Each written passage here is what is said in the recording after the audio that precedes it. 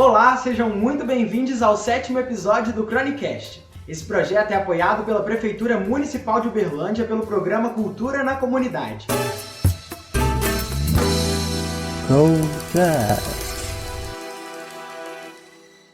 Bom dia, boa tarde, boa noite. Depende da hora que você está ouvindo. Eu sou o Cedson Cabral. Eu sou o Paulo Vitor Delmindo. E eu sou o Kleber Maronese. Juntos formamos o Coletivo UOL. E esse é o seu podcast sobre crônicas. No episódio anterior, nós abordamos o 6º tipo de crônica, a poética. A partir da leitura do texto A Felicidade, de Vinícius de Moraes, refletimos sobre a importância da crônica no Brasil e também sobre os principais cronistas do mundo. Se você ainda não escutou esse episódio, ele está disponível nessa plataforma em que você está ouvindo. Seja ela o Spotify, YouTube ou o Instagram. Mas fica tranquilo, pode escutar esse primeiro, depois você escuta o outro. Para hoje, vamos falar sobre os principais cronistas do Brasil. Foram muitos os escritores do nosso país que viram na crônica uma oportunidade de fazer literatura e ao mesmo tempo denunciar os costumes e as mazelas da sociedade brasileira. No início do século XX, nomes como Machado de Assis, Lima Barreto e João do Rio ficaram famosos por seus textos ácidos sobre a sociedade brasileira, sobretudo a sociedade carioca da época. Combinando o texto-denúncia com elementos próprios da literatura. Por tornarem o gênero ainda mais rico e interessante, esses autores estão entre os principais cronistas brasileiros no início do século XX. Após o texto, vamos falar mais sobre alguns outros cronistas importantes do Brasil. Para a leitura de hoje, teremos o tipo crônica humorística. Exigências da vida moderna. Luiz Fernando Veríssimo. Dizem que todos os dias você deve comer uma maçã por causa do ferro e uma banana pelo potássio, e também uma laranja pela vitamina C. Uma xícara de chá verde sem açúcar para prevenir a diabetes. Todos os dias deve-se tomar ao menos 2 litros de água e uriná-los, o que consome o dobro do tempo. Todos os dias deve-se tomar um Yakult pelos lactobacilos, que ninguém sabe o que é, mas que aos bilhões ajudam a digestão. Cada dia uma aspirina previne infarto. Uma taça de vinho tinto também. Uma de vinho branco estabiliza o sistema nervoso. Um copo de cerveja pra... não lembro bem pra quê, mas faz bem. O benefício adicional é que se você tomar tudo isso ao mesmo tempo e tiver um derrame, você nem vai perceber. Todos os dias deve-se comer fibra.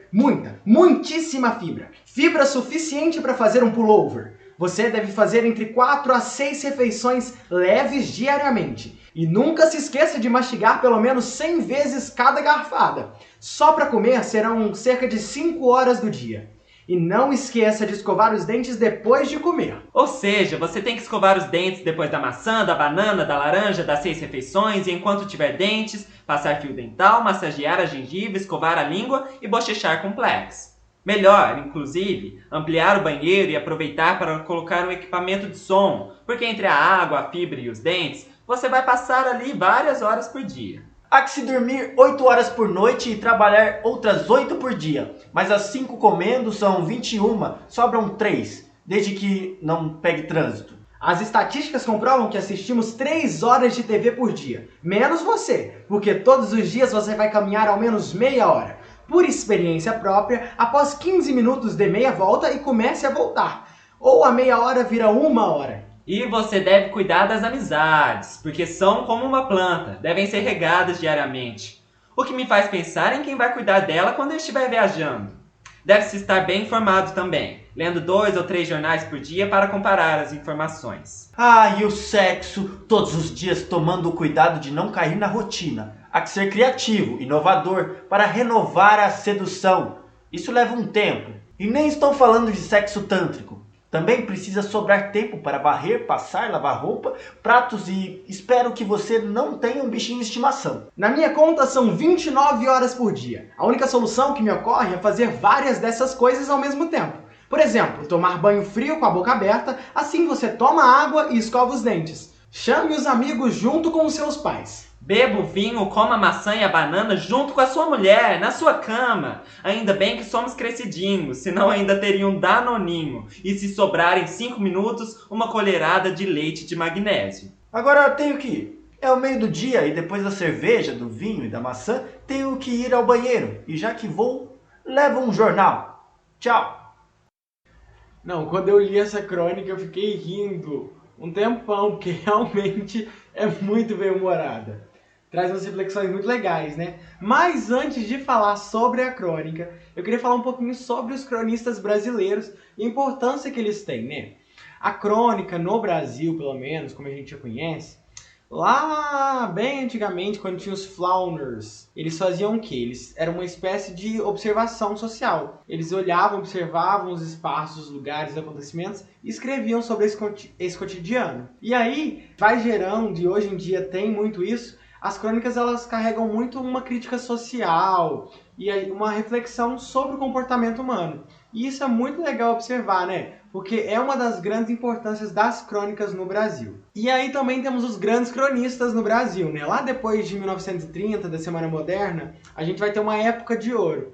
Que a gente vai ter o Fernando Sabino, o Otto Lara Rezende, o Wilson Figueiredo, o Murilo Rubião, Paulo Mendes Campos, o Trão Dourado, Stanislau Ponte Preta, o Nelson Rodrigues com as crônicas esportivas e o Rubem Braga, que foi o primeiro escritor a deixar sua marca na literatura brasileira sendo um cronista em tempo integral. O Rubem Braga, inclusive, trouxe inovações, né, para o gênero da crônica, adotando a estrutura da carta, as divagações filosóficas, o poema em prosa. O Nelson Rodrigues, que você citou também, era comum criar personagens célebres que ficaram muito famosos. E temos também Lima Barreto, que tinha as observações com senso crítico, a Cecília Meirelles com a prosa ritmada, musicalizada, né?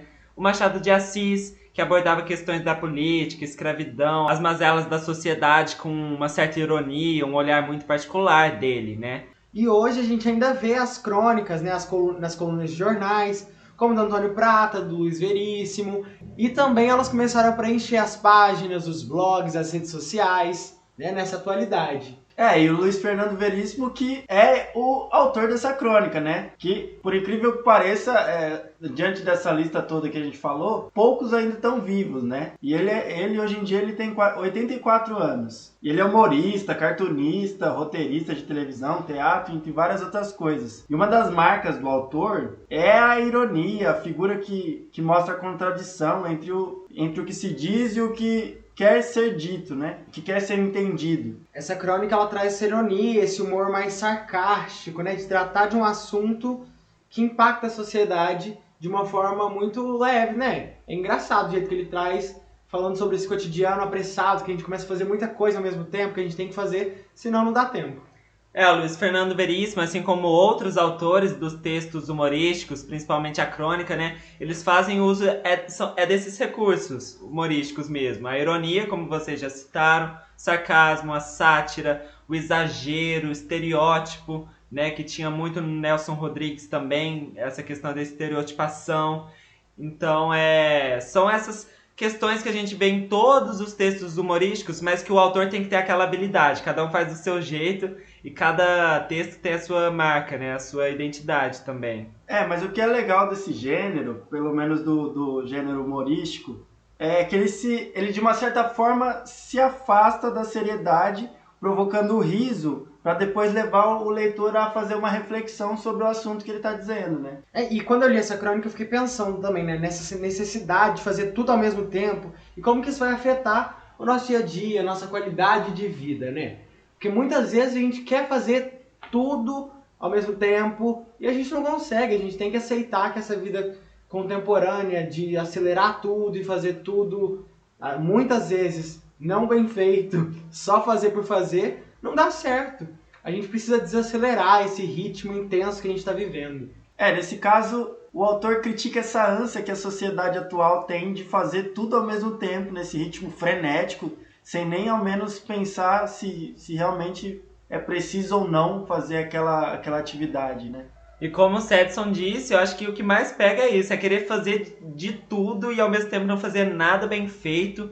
A gente tem que realmente entender quais são as nossas prioridades e saber que a gente não consegue abraçar o mundo como é exigido da gente, né? Essa questão da produtividade excessiva que tanto é cobrado também, desse pensamento que já se instalou e agora a gente já considera normal a gente achar que precisa produzir a todo momento. Mas a gente sabe que não deveria ser assim e a gente precisa aceitar que essa mudança é necessária, porque senão a nossa saúde mental, né, que vai acabar sendo prejudicada. Eu acho que ainda mais hoje em dia, e até pegando um gancho com um episódio anterior do Rubem Braga, né, da Crônica O Mato, que a gente precisa realmente desse tempo para nós, pra gente conseguir se botar no eixo por conta dessa freneticidade, não sei se essa palavra existe, mas esse tanto de coisa que a gente faz ao mesmo tempo que nos leva a, enfim, não ter tempo nenhum. Realmente isso. E aí eu fiquei lendo esse primeiro trecho do texto e eu não sei, eu fiquei pensando muito na atualidade, nessas fake news, né? Ele fala lá no iniciozinho, 1 xícara de chá verde sem açúcar para prevenir a diabetes. Não sei nem se 1 xícara de chá verde vai ajudar a prevenir diabetes, se tem alguma comprovação científica. Mas eu fiquei pensando nisso e o tanto que é atual, né? A gente vai acreditando nesse tanto de informação que a gente vai recebendo na internet, no WhatsApp. E aí a gente vai só acreditando, não confirma essas coisas e vai fazendo. O melhor de tudo é que ele usa isso como um exagero para trazer humor pro texto, mas é literalmente o que a gente vive hoje em dia, né? O que a gente mais está vendo se propagar é a fake news e ela realmente, assim, tem esse caráter do humor, mas a gente sabe que não tá sendo brincadeira hoje em dia, que tem coisa séria se tornando fake news, né? E levando muita gente a dizer coisas sem fundamento nenhum. E é muito importante a gente também verificar as informações que a gente recebe, né? Esse turbilhão de coisas que vai chegando, principalmente pelo WhatsApp, que não é uma fonte muito segura de informação. Mas ainda bem, hoje em dia a gente tem muitos sites que conseguem nos dizer se é fato ou fake. Por exemplo, o Fato ou Fake do G1 e a Agência Lupa, que é uma instituição de jornalismo independente. Porque por incrível que pareça, por mais que temos muita fake news no Brasil, o Brasil é o país que mais se preocupa com a propagação de fake news no mundo. Até porque, em contrapartida, nós também somos um dos que mais propagam fake news, né? Tá aí o cenário atual, mas é isso, pessoal, a gente tem que se cuidar, ficar atento para não cair em fake news. E confirmem tudo que vocês receberem no WhatsApp, pelas redes sociais, e vão em sites confiáveis como esse que a gente já falou. Esse foi o 7º episódio do Chronicast, eu espero muito que vocês tenham gostado. No próximo episódio falaremos sobre a relação da crônica com os meios de comunicação. Até lá, siga a gente no Instagram, @coletivo, no Spotify e se inscreva no nosso canal do YouTube. Os episódios também estão disponíveis por lá. Até o próximo!